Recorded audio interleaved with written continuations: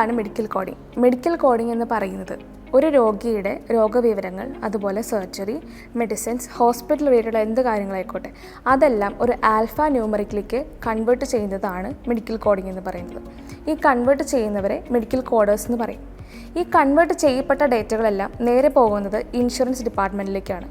അവിടെ അവർ അതെല്ലാം വെരിഫൈ ചെയ്തതിന് ശേഷം ആ ഒരു പേഷ്യൻറ്റിൻ്റെ ഇൻഷുറൻസ് കാർഡ് ക്ലെയിം ചെയ്യും. ഇതിൽ ഏറ്റവും ഇമ്പോർട്ടൻ്റ് ആയിട്ടുള്ളൊരു പാർട്ടാണ് ഇൻഷുറൻസ് എന്ന് പറയുന്നത്.